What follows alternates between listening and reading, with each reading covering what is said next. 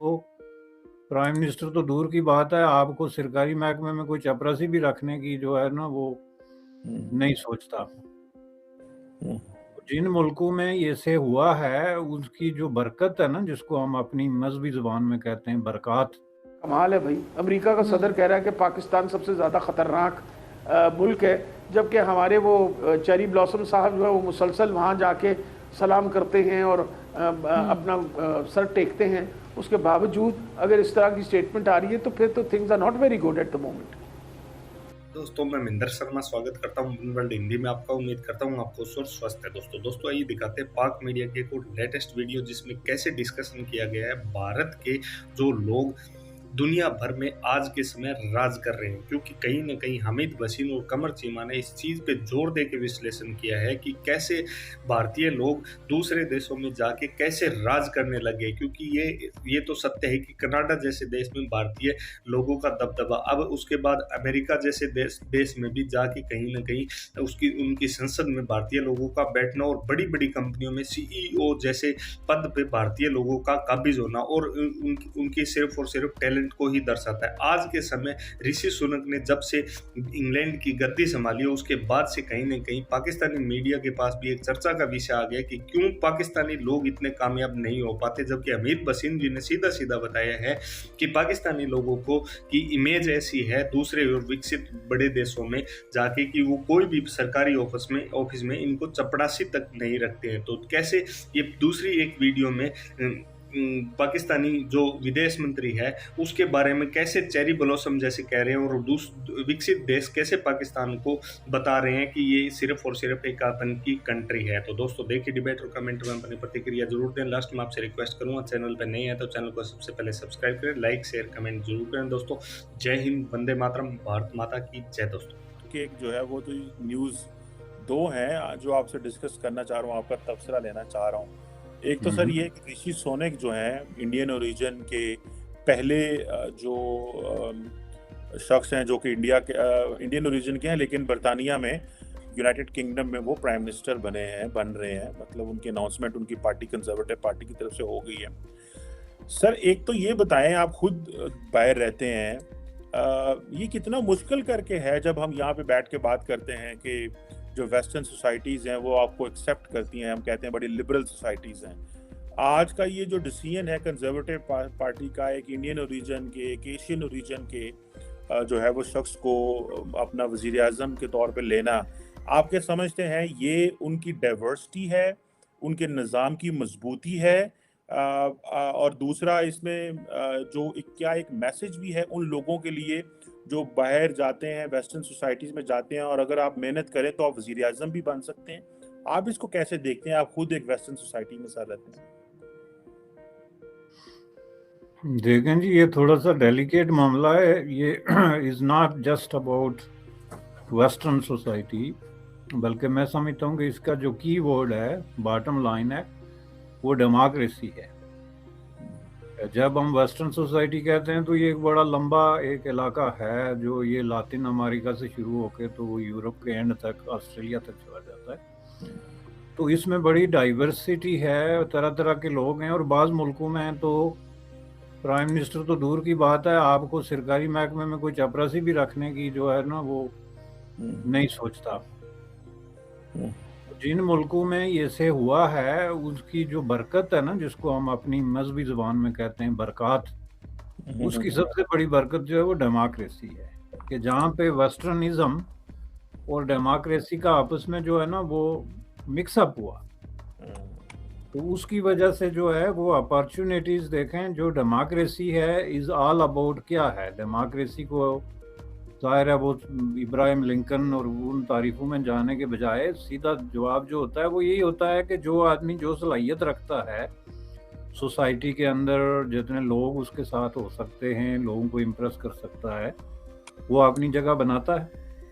तो ये जो कुछ हुआ है, मैं समझता हूँ कि ये जो है ना, this is history in the making. ये एक बहुत बड़ा वाक़या है, बहुत बड़ा हिस्टोरिकल वाक़या है, और इसमें बहुत सारे लेसन्स हैं। और ये जो है ना बहुत महदूद चंद मुल्क में आपको बता दूं, जिस तरह यूनाइटेड स्टेट ऑफ अमेरिका है, कनाडा है, ऑस्ट्रेलिया है, ब्रिटेन है, ये इन मुल्कों में है। आप डेमोक्रेसी जो है वो बाकी यूरोप में भी है, लेकिन हर जगह पे आप नहीं सोच सकते कि आप प्राइम मिनिस्टर भी बनेंगे या इवन इलेक्टेड एमपी भी बनेंगे।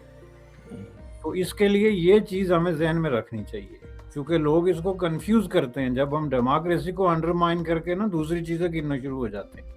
अब मैंने देखा जी पाकिस्तानी मीडिया हो जी वहाँ पे मेरिट है, तो मेरिट भी दो, democracy there is no concept of merit. अगर डेमोक्रेसी नहीं है तो मेरिट ऊपर आ ही नहीं सकता। पाकिस्तान में भी सियासतदान जो है वो मेरिट पे बहुत बड़ा जोर देते हैं, लेकिन उनके रवैये इतने गैर जमहूरी हैं, अंदाज इतने गैर जमहूरी हैं कि वो मेरिट का जो है वो कुर्बान गाह पे चढ़ाने वाली बात हो जाती है। इसी तरीके से जो है ना आपकी सलाहियत भी, जिसको हम कहते हैं, और ये भी बहुत बड़ा की वर्ड है, कि जो आपकी कैपेसिटी है, सलाहियत है, जो है एबिलिटी टू डू समथिंग, ये भी जो है ना एक खास माहौल में जो है ना परवान चढ़ती है। ये नहीं है कि आप में सलाहियत है तो आप छलांगे मारना शुरू कर देंगे। पाकिस्तान में 20 करोड़ लोग जो हैं, उनमें हैरत अंगेज तौर पे जो है ऐसे लोग भी हैं जिनमें ऐसी करिश्माती और अजीब और गरीब किस्म की सलाहियतें हैं, लेकिन वो कोई रक्षा चला रहा है, कोई कुछ कर रहा है, चूंकि वो एक ऐसे माहौल से उनका साबका है कि जिसमें सलाहियत की कोई अहमियत नहीं है। वो सलाहियत के साथ फिर दूसरी चीजें जुड़ती हैं जो आपके साथ नहीं है तो आप कुछ नहीं। तो ये जो इस आदमी को एक मौका मिला है, अपॉर्चुनिटी जिसको वेस्ट में हम कहते हैं, यही तो असल चीज है। ये तीसरा की वर्ड है, इक्वल अपॉर्चुनिटी। कि अगर वो बोरिस क्या नाम है उसका, ये बोरिस जॉनसन, मैं येल्सन कह रहा हूँ, तो ये जो है अगर उसके मुकाबले में एक भारतीय आदमी जो है वो आगे आया है, तो ये एक इक्वल अपॉर्चुनिटी की ब्रिलियंट 3 एग्जाम्पल जो है उसको समझ के तो ब्रिटिश लोगों को सल्यूट करना चाहिए, उनकी इज्जत करनी चाहिए और उनसे सबक सीखना चाहिए। ऑन द कॉन्ट्ररी आप देखें, इसके साथ मैं कल से देख रहा हूँ जो नेगेटिव चीज़ें जुड़ रही हैं।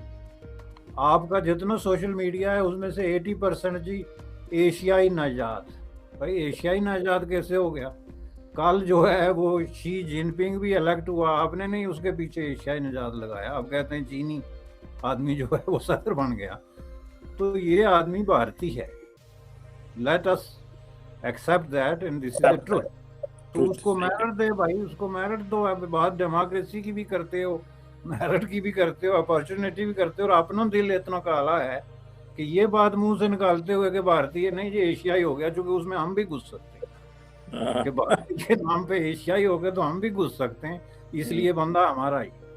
अब ये चीज देखें, इसको क्या कहते हैं? ये तस्बात, बायस्ड किस्म की ओपिनियन, वो सड़ियलपन जो होता है, जेलसी, ये सारी चीजें जो है वो इसके साथ जाके जुड़ती हैं। तो उससे फिर आप बंदे को जो है ना वो अंडरमाइन कर रहे हैं, उसकी अचीवमेंट्स को, उसकी चीज़ों को जो है ना वो इस तरीके से मैं समझता हूँ कि देखना चाहिए।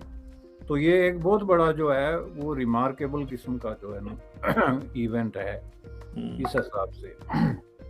अच्छा, वैसे एक और बात मैं पूछना चाहता हूँ मैं आपसे, ये बहुत सारे जो पाकिस्तानी हैं और मैंने इंडियंस को भी देखा है, ये जब बाहर जाते हैं तो ये अपनी जो ओरिजिन कंट्री है, वो रीजन होता है, ये उसकी सियासत ज्यादा करते हैं और जहाँ पे रह रहे होते हैं उसकी सियासत नहीं करते, वहां पे निज़ाम को नहीं समझते। फॉर एग्जांपल मैं देखता हूँ, ये पाकिस्तानियों की मैं मिसाल लूँ तो वो बरतानिया में जाके पीटीआई की शाख बना लेंगे, पीएमएलएन की शाख बना लेंगे।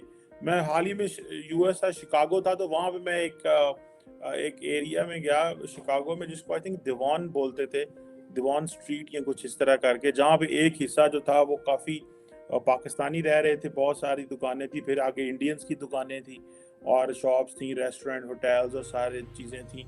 तो वो बस वो ऐसे ही लग रहा था जैसे हम एक south Asia mini India Pakistan में हम आ गए हैं। तो वो उधर अपनी सियासी जमातों की शाखें भी खोली हुई हैं।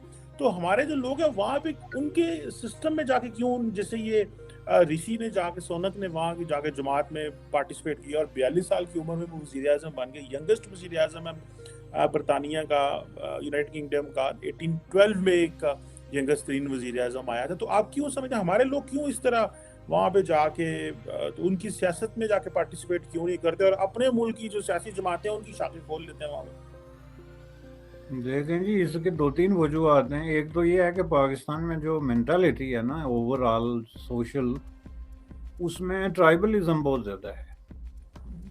एक ट्राइबलिज़्म का मतलब वो पुराने कबीले नहीं, बल्कि एक जो जदीद पॉलिटिकल साइंस में जो आप लफ्ज़ इस्तेमाल करते हैं ना, जहाँ पे आप पार्टीज़ को ट्राइब की तरह ट्रीट करते हैं कि आप तहरीक इंसाफ के हैं तो बस तहरीक इंसाफ के ही। उसके बाद तहरीक इंसाफ आपको उठा के समुद्र में फेंक दे या खुद डूब जाए, आप स्टिल तहरीक इंसाफ के।